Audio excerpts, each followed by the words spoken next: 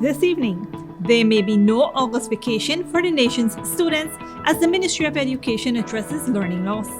Teachers in Tuckville's primary and secondary schools protest against potentially hazardous teaching conditions. Roberto Narine pleads not guilty to DUI charges in the fatal VLISSENGEN road accident. In the region, journalism under digital siege, UNESCO hosts conference in Uruguay and internationally. EU chief proposes Russian oil ban in a new round of sanctions. Greetings and welcome to another edition of Channel 2 Headline News Updates. I am Bibi Bacchus. Thank you for joining us. Schools across the country are fully opening their doors to face-to-face teaching and learning. On Tuesday, Minister of Education Priya Manik-Chan, during a visit to some of the schools to see how the students, teachers, and staff are coping, said schools may need to remain open during the July-August period when schools are usually closed. She said this might be necessary to cater for the learning loss and gaps that students are suffering from being away from schools for close to 2 years due to the pandemic. Minister Manik-Chan noted that many people are unaware of the impact the closure of schools have had on children. Diagnostic exams, she added, are used to determine where children are academically in relation to where they need to be so that teachers may better engage them in the classroom. Minister Manik-Chan also stated that the ministry created a condensed curriculum in order to expose students to what they would have learned the previous year. She explained that the first 20 weeks of engagement would be allocated to topics students should have completed in their prior grade or classes, while the last 20 weeks will be focused on what they should be learning in their current grade or classes. Tuckville primary secondary school teachers protest today in response to shocking concerns that the school may be unsafe, as the source explains. This is Tuckville, right? If it was Babujan, if it was Stain or anyone in the area then, this problem would have rectified, and I'm saying it from the bottom of my heart. Teachers at the Tuckville and primary secondary schools staged a protest today in response to concerns that the school was hazardous for teaching. Royston Peters, president of the Tuckville PTA, spoke to Headline News. According to the PTA president, the electrical troubles resulted in parents and students getting shocked by the electric current. Since sometime last year, I think it was November last year, during a meeting of the Tuckville secondary PTA, a parent got shocked while bracing against a wall in the building. That matter was reported and no action was taken. And so we learned a bit of a similar situation occurring in one of the other departments, some wires parking and all sorts of things. Early this year, in February I think it was. The joint schools, PTA and alumni met. We discussed the issues and we requested the president of the Guyana Fire Service to come take a look and to make recommendations on what needs to happen. When school reopens across the country last week, classes at the Tuckville school were brought to a halt for a week due to electrical issues and exposed wiring to numerous classrooms. Flooding was also evident in parts of the school. According to the PTA president, the concerns of the electrical issues and several other issues were addressed to the Ministry of Education and the Ministry of Public Works. Despite this, no action has been taken to address the issue. The joint PTA and the alumni met with the PTA on last Wednesday to apprise them of the situation and alerted them that we need to have something done to avoid being in this phase. And so yesterday we met again, having learned that on Friday last, a teacher in the secondary department put on a switch and explosion occurred across the place, including lights in the primary section were going out completely. Many instructors stood outside the gates of the institution, refusing to work until the institution, which housed about 800 students from the primary and secondary departments, were declared safe to educate. Many teachers were hesitant to talk in front of the camera. One instructor, who is also a parent, spoke up about the hazards that exist within the school. For the most part, we have wiring that existed since the building was commissioned, and some of those are still compromised and have not been changed. And while, yes, even though they made efforts to take the panels out of the walls, that the water is lodged in and so on, there are still some issues in terms of how safe it actually is, or the works that was done, how safe that is, how safe the other areas are, because at the end of the day, every building in the compound, which includes the primary school, gets electricity from one control room which is present in the secondary section. The senior teacher further alluded that the parent who received the electrical shock may not have received financial compensation from the ministry. One visibly upset parent stood in solidarity with the teachers striking. This is not fair for the teachers. It's unfair because then if the teachers in work, you're going to hear that they won't get paid because they are not working, they are not teaching. The teachers, as I saw online not too long, somebody saying the teachers don't want to work. Now, how can the teachers work in this kind of problem? Then if they get shocked, if the children get shocked, who would stand the expense? The teachers will continue to strike until the school becomes a safer environment for learning. For Channel 2 Headline News, Esther Sobers. Thanks, Esther.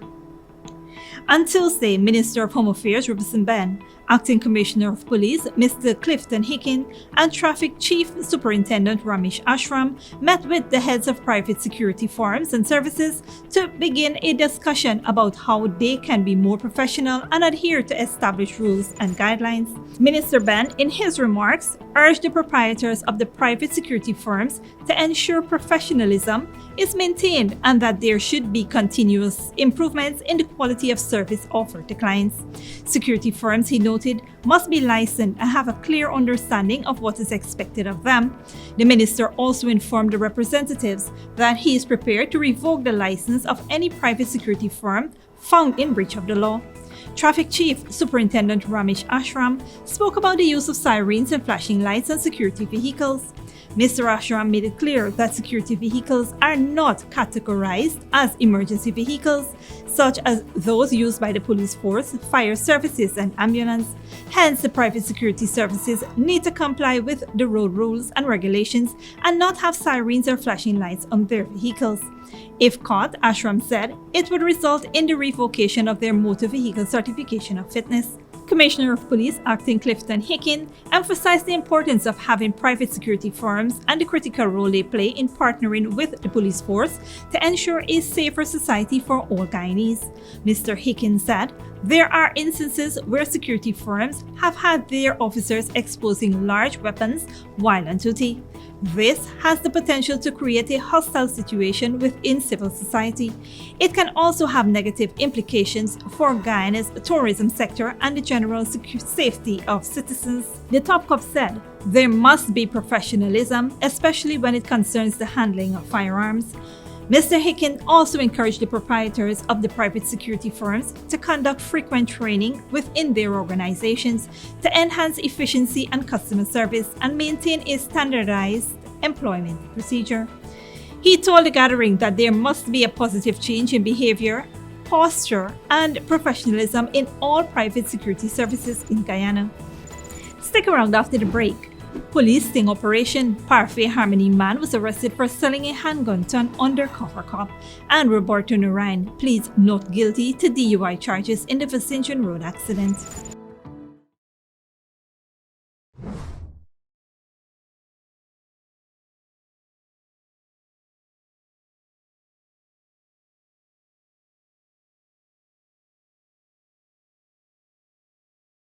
The Guyana Elections Commission GECOM is currently conducting a cycle of continuous registration. Anyone who will be 14 years or older by October 31, 2022 and is a Guyanese citizen by birth, descent, naturalization, or is a citizen from a Commonwealth country living in Guyana for 1 year or more. It is your civic duty and legal responsibility to apply for registration if you are eligible. When you do, you would be issued a national ID card and be listed to vote at future elections if you meet other eligibility criteria.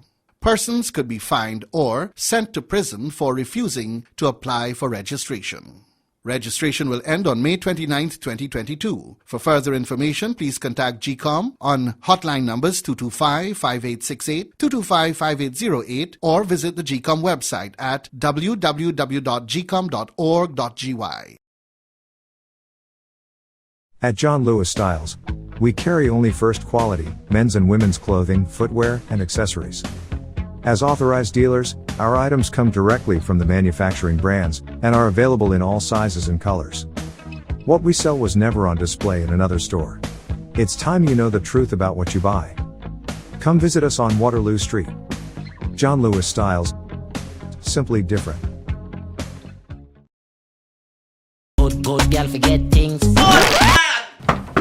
What's the problem, Granny? I want money for borrow for those surgery. I was dancing and I fall and fracture my hip. If you need some quick money, you should check Lender's Jewelry and Pawn Shop. Lender's Jewelry and Pawn Shop, lot 238 South Road Border, Georgetown. Get jewelry made to order in just 72 hours. We also accept vehicles. Lender's, best rates, longest payback period. Boys, I get through. Plus, I could dance again. Lender's Jewelry and Pawn Shop. They say that when it hits you. A feeling so strong that it's impossible not to give in to a juicy piece of KFC. To feel elevated by the aroma and to free fall into its exciting flavor. Some call it love, attraction, desire. We call it KFC. Ignite your senses with KFC. Sooner or later you will have another power failure. Are you prepared for the next blackout? Some essential equipment such as security cameras, lights, internet, gate motors, and water pumps may stop working. How can you prevent the next blackout? InverterTech has an affordable solution for you. A strong UPS system which uses the latest inverter and solar battery technology to prevent blackout. We smartly calculate your average power demand so you don't spend more than you need to. Call 223-2233 for more information. The Guyana Elections Commission GECOM is currently conducting a cycle of continuous registration. Who can register? Anyone who will be 14 years or older by October 31, 2022 and is a Guyanese citizen by birth, descent, naturalization, or is a citizen from a Commonwealth country living in Guyana for 1 year or more. Where to register? Visit the registration office responsible for your area of residence to apply for registration. See Sunday Press for the locations of the registration offices. Registration offices are open from Monday to Friday, 8 to 18 hours, Saturdays and Sundays from 10 to 14 hours. The offices will be closed on holidays. This registration exercise will end on Sunday, May 29, 2022. For further information, contact GECOM on hotline numbers 225-5868, 225-5808. Or visit the GECOM website at www.gecom.org.gy.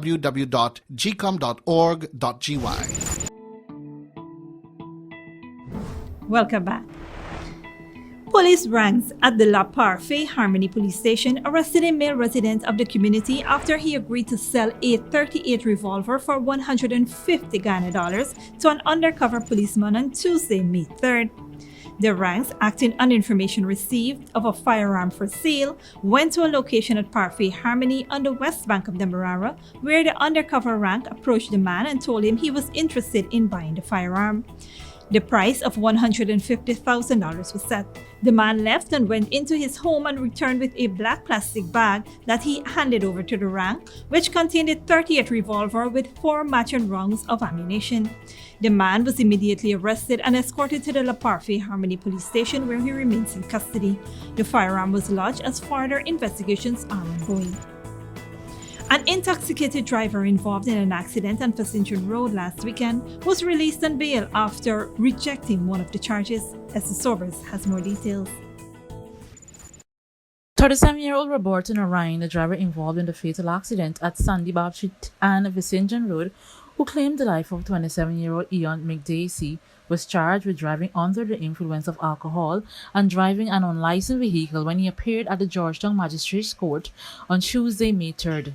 Narine appeared before Magistrate Clive Nurse, where he denied the first charge, which alleged that on May 1st, 2022, he drove motor Jeep PTT 4136 under the influence of alcohol. He was released on $20,000 bail. However, he pleaded guilty to driving an unlicensed motor vehicle and was fined $20,000. He was then taken back to the police station pending the filing of causing death by dangerous driving charge. Reports said that Narine was driving motor GPTT 4136 along VLISSENGEN Road and failed to stop at the Sandy Bab Street intersection. As a result, he slammed into motor car PXX 4592 driven by 31-year-old Sheikh Bash. Both vehicles were damaged extensively. The driver and occupant of PXX 4592, Eon McDacy, received injuries and was taken to the Georgetown Public Hospital by ambulance in an unconscious condition. McDacy subsequently died whilst receiving medical attention. Bash was admitted in a critical condition. Narine was given a breathalyzer test, which proved that he was far over the legal limit, according to police. For Channel 2 Headline News, Esther Sobers. Thanks, Esther. Don't go away after the break. UN Horn of Africa drought threatens to starve millions, and EU chief proposes Russian oil ban in new round of sanctions.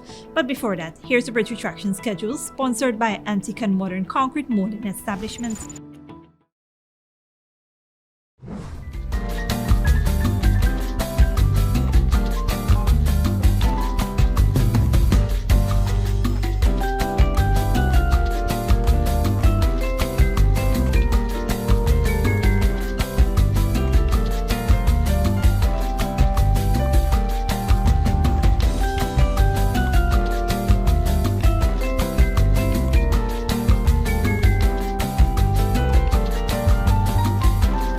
In a world filled with copycats and ever-changing trends, make your property stand out with unique concrete moldings. Different, exquisite designs carefully handcrafted to suit your style, with various customizable and antique and modern designs made at our factory. Antique and Modern Molding Establishment.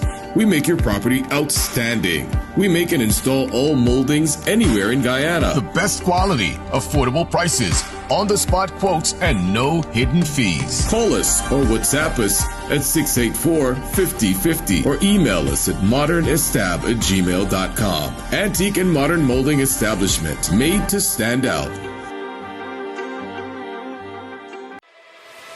Furnishing your home or office has never been easier. Here at Kissoon's, our inventory of locally made and imported furniture, offered at amazing prices, will leave you wanting more. From vinyl, floor rugs and carpets, bedroom, dining and living room sets, mattresses, pillows, office desk, chairs and filing cabinets, outdoor benches and tables. We have a piece of furniture for every room imaginable in your home or office. Check out our flagship store at Industrial Site Rijnveld or one of our branches in New Amsterdam, Port Morant, Riverton and Camp Street. Kissoon's Furniture, furnishing homes for over 50 years.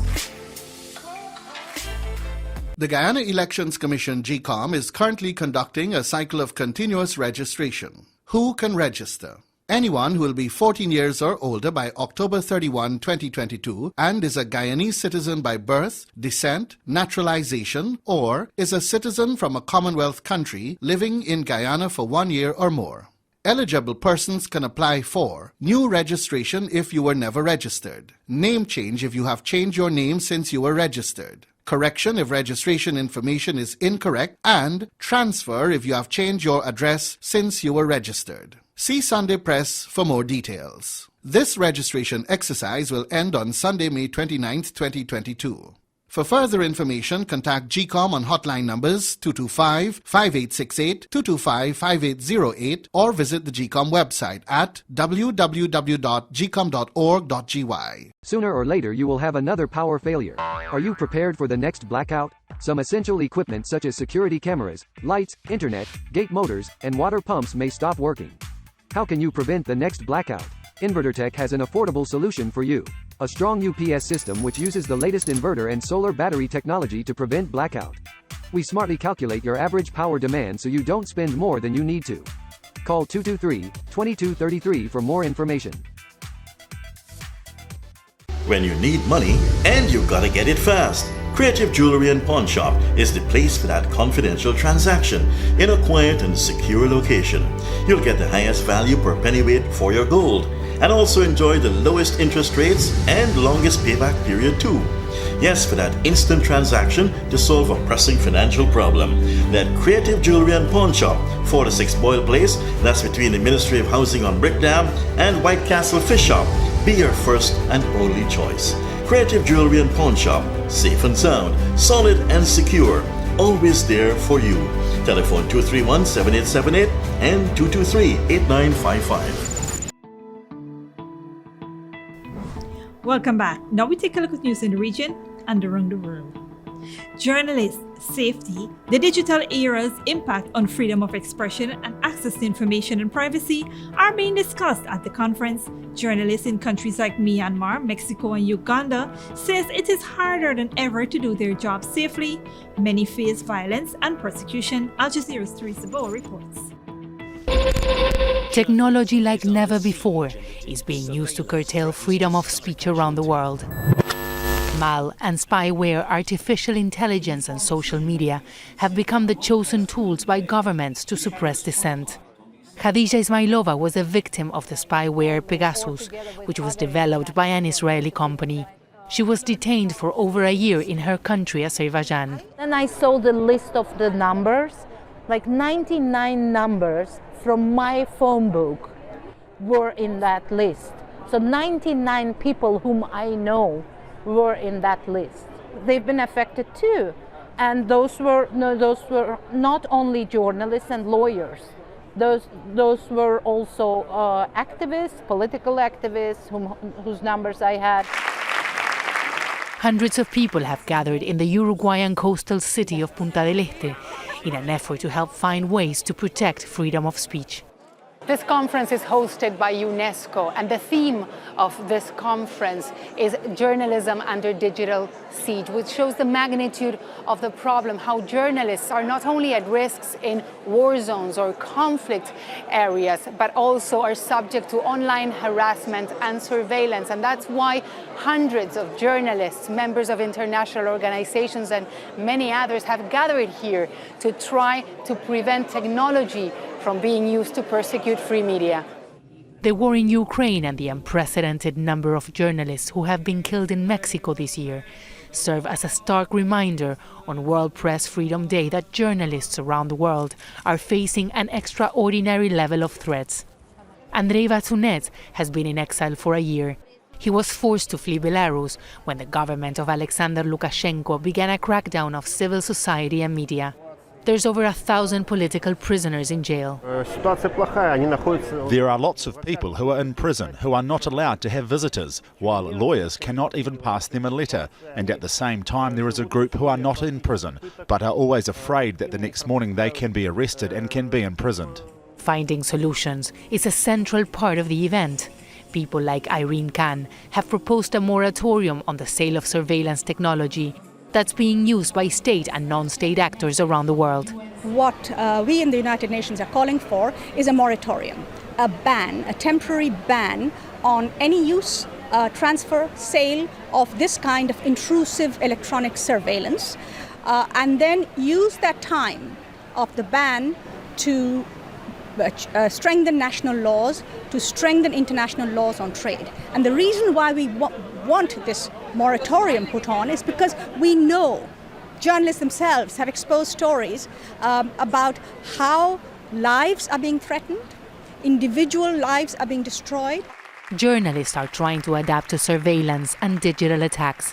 For everyone here, awareness and finding a legal framework is crucial to defend free press. Teresa Bo, Al Jazeera, Punta del Este, Uruguay. Internationally, Horn of Africa is suffering its worst drought in decades. The United Nations says millions are at risk of starvation and entire communities are being displaced. Al Jazeera's Fintan Monaghan reports. This used to be fertile grazing land. Now, it's as dry as a bone. Life is growing increasingly difficult for these nomadic herders in eastern Ethiopia, and others like them across the Horn of Africa region. Many feel powerless as they watch their livelihoods disappear beneath the sand. There is not a single animal left for us. Conditions are really hard. This drought is much different from previous ones. We've never suffered like this. The region's worst drought in decades has killed nearly 1.5 million animals from the herds. People here say it's part of a new pattern of weather that's threatening their way of life. The puzzle is, as soon as they are trying to recover from the other drought, from the previous drought, they are hit by the second drought. So it make them impossible for them to recover quickly from the previous shocks. 20 million people are on the brink of starvation. Many have been displaced and forced to settle in camps. Aid workers do what they can to feed the hungry, but sometimes that's not enough. We come across some of the mothers who, because of they are not fed, they are not getting any food, they are not producing enough food for children or enough breastfeeding for children. Scientists are linking the crisis to climate change. Droughts like this used to happen once every 6 years. Now they're every 3. Rights groups are calling for urgent action. But for the nomadic herders of East Africa, it may come too late to preserve their way of life. Vincent Monaghan, Al Jazeera. And finally, the European Union has proposed a complete ban on Russian oil imports by the end of this year because of the war in Ukraine. It would be a significant step for European countries that rely heavily on Russian energy. Al Jazeera's Dominic Kane reports. This is the Gazprom Neft installation in Khanty-Mansiysk. From installations like these in Siberia and across Russia, crude oil, diesel and petrol are pumped to customers. Taken together, every day, nearly 8 million barrels of crude and refined products are exported. 2/3 of them end up in Europe. But now, Russia's war against Ukraine has changed everything. Today, we are addressing our dependency on Russian oil.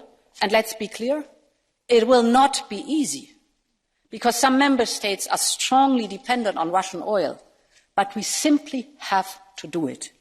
So today we will propose to ban all Russian oil from Europe. This will be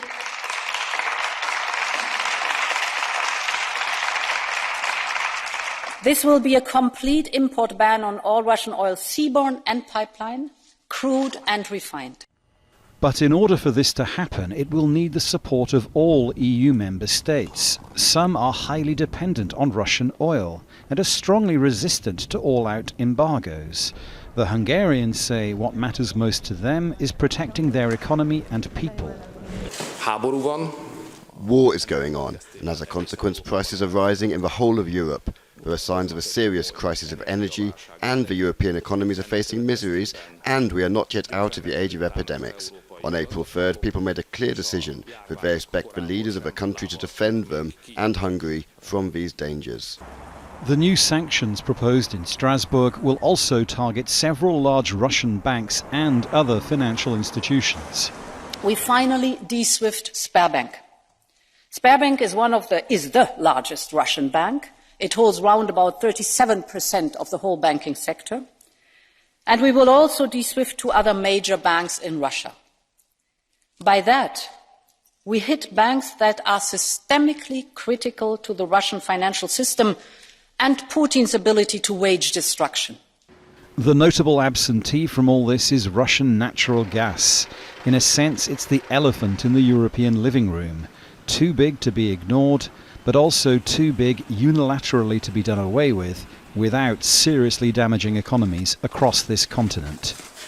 And that's the problem facing EU leaders. They want to act fast against Russia, but they're stuck with the reality of decisions that governments across Europe made over decades when they thought that it was in their best interests to make deals with President Putin.